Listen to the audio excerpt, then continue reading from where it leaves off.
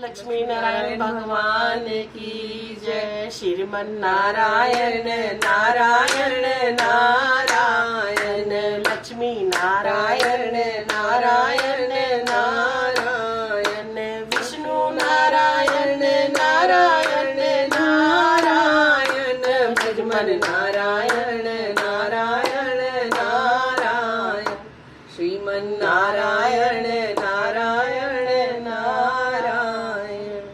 11वां अध्याय। एक समय नारद जी श्री व्यास जी से पूछने लगे कि हे व्यास जी, गृहस्थ आश्रम सब आश्रमों से उत्तम क्यों माना गया है? तब व्यास जी ने कहा, जैसे सब नदियां समुद्र में आश्रय पाती हैं और सब जीव माता का आश्रय पाकर ही जीवित रहते हैं, 6 प्रकार के भिक्षुक, ब्रह्मचारी, सन्यासी, विद्यार्थी, गुरु पूजक, यात्री और जीविका रहते, ये सब ग्रस्तों का ही आश्रय पाते हैं। फिर व्यास जी बोले, हे नारद, अब तुम अति पुण्य देने वाला एक पुरातन इतिहास सुनाओ। उतानपाद राजा का एक पुत्र उत्तम था, जो बड़ा बलवान और मदिरा पीने वाला था। उसने बहुला नाम वाली स्त्री के साथ विवाह किया और राजा रानी दोनों ही अति प्रेम के साथ रहने लगे। एक समय राजा ने वैश्या का नृत्य देखते हुए मदिरा पान किया और रानी को भी मदिरा पान के लिए कहा, लेकिन रानी ने उसका कहना नहीं माना। इस पर राजा ने क्रोधित होकर अपने अनुचरों को आज्ञा दी कि वह रानी को किसी निर्जन वन में छोड़ आए। तत्पश्चात राजा रानी के वियोग में दुखी तो हुआ, मगर उसने दूसरा विवाह नहीं किया और प्रजा की पुत्र के समान पालन करने लगा। एक दिन एक ब्राह्मण राजा के पास आकर कहने लगा कि हे राजन, कोई मेरी स्त्री का अपहरण कर गया है। उसके वियोग में मैं अति दुखित हूँ, इसलिए तुम उसे ढूंढ कर लाओ। राजा कहने लगा कि महाराज, मैं नहीं जानता कि आपकी स्त्री कौन, किधर और कहाँ ले गया है।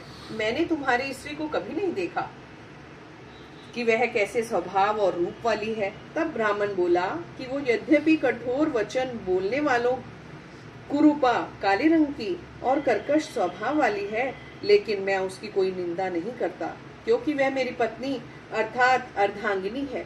तब राजा कहने लगा कि जब तुम्हारी स्त्री ऐसी कुरूपा और क्रूर स्वभाव वाली है, तो तुम उसे लेकर क्या करोगे? मैं अति सुंदर और कल्याणकारी दूसरी स्त्री लाकर दे सकता हूँ। ब्राह्मण कहने लगा कि राजन, मेरी स्त्री मेरे धर्म और कर्म की अर्धांगिनी है, उसकी रक्षा करना मेरा परम धर्म है।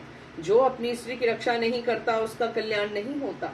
जो मनुष्य ऋतुकाल के पश्चात अपनी स्त्री से भोग नहीं करता, उसके पितर 1 मास तक उसके रुधिर में तैरते हैं।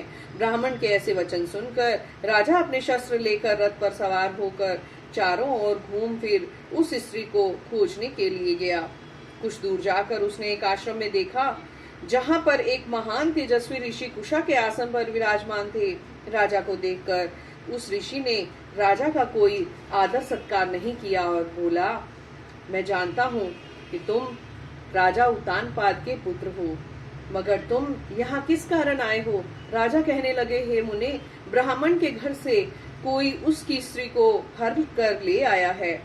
मैं उसी की खोज में इधर आया हूँ, लेकिन आपने अर्घ्य आदि कुछ भी नहीं दिया और ना ही किसी प्रकार का सत्कार किया। इसका क्या कारण है? ऋषि ने उत्तर दिया, राजन, तुम अर्घ्य योग्य होते हुए भी इस समय उसके पात्र नहीं हो, क्योंकि तुमने अपनी निरपराध स्त्री को वन में त्याग दिया है।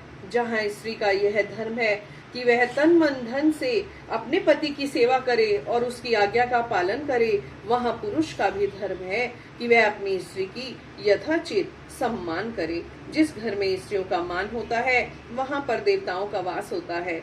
जहाँ स्त्रियों का अनादर होता है, वहाँ कभी सुख शांति नहीं रहती। इतना सुन लज्जा से युक्त हो जाने पर पूछने लगा कि भगवान, आप भूत, भविष्य और वर्तमान तीनों काल के जानने वाले हैं, इसलिए कृपा करके बतलाइए कि ब्राह्मण की स्त्री को कौन और कहाँ कौन हर कर ले गया है। ऋषि कहने लगे कि राजन, अदिति का पुत्र बलाक नामक राक्षस उस ब्राह्मणी को उत्पला व्रत वन में हर कर ले गया है, सो जाओ और उसको ढूंढकर ब्राह्मण का संयोग कराओ। राजा ने मुनि को प्रणाम किया और मार्ग पर जाकर उत्पलावर्त वन में जा पहुंचा। वहां जाकर देखता है कि जैसा ब्राह्मण ने बताया यह वैसा ही उसका रंग रूप देखकर राजा ने उसे पहचान लिया और कहा कि हे कल्याणी, तुम कौन हो और इस वन में कैसे आई हो? ब्राह्मणी बोली, मैं अतिरात्र ब्राह्मण की पुत्री और विलास पुत्र की स्त्री हूँ। मैं अपने घर में अकेली सो रही थी कि बलक नाम वाला राक्षस मुझको हर कर यहाँ पर ले आया है। यहाँ लाने के बाद ना तो उसने किसी बात का कष्ट दिया और ना ही मेरा सतीत्व नष्ट करने की चेष्टा की। इतना होने पर भी मैं यहाँ अत्यंत दुखी हूँ। राजा ने कहा कि हे ब्राह्मणी, वह राक्षस कहाँ गया है? मुझको तुम्हारे पति ने ढूंढने के लिए भेजा है। ब्राह्मणी ने कहा कि वो इस वन में अमुक स्थान में गया है। तब राजा ने ब्राह्मणी के बताए हुए स्थान पर जाकर राजा को देखा। राजा को देखकर वह राक्षस उसके पैरों पर गिर पड़ा और कहने लगा कि हे राजन, मुझे क्या आज्ञा है? राजा ने कहा कि हे निशाचर, तू इस ब्राह्मणी को क्यों लाया है? राक्षस कहने लगा कि राजन, इस ब्राह्मणी का पति राक्षसों को मारने का मंत्र जानता है, इसलिए जब हम यंत्र का अन्न ग्रहण करने के लिए जाते हैं तो वह हमको वहां से भगा देता है, क्योंकि सब यज्ञों का वही आचार्य बनता है। इसी कारण उस ब्राह्मण को दुखी करने के लिए मैं उसकी स्त्री को हर लाया हूँ, क्योंकि बिना स्त्री के पुरुष कर्म का अधिकारी नहीं होता। यह सुनकर राजा ने विचार किया कि यह राक्षस भी हमारी ही निंदा करता है। मुनि ने भी हमको अर्ध्य योग्य नहीं समझा। राजा अपने मन में ऐसा विचार ही रहा था कि राक्षस कहने लगा कि हे राजन, मैं आपकी प्रत्येक आज्ञा का पालन करूंगा। इतना कह हाथ जोड़कर खड़ा हो गया। राजा ने कहा कि हे निशाचर, तुम इस ब्राह्मणी को इसके घर छोड़ाओ और जब हम याद करें तब हमारे पास आ जाना। राजा की आज्ञा पाते ही वह राक्षस उस ब्राह्मणी को उसके घर छोड़ने चला गया। तब राजा सोचने लगा कि मैंने अपनी निर्दोष स्त्री को घर से निकाल दिया, अब ऐसा कौन सा पुण्य कर्म करूं जिससे यह पाप दूर हो।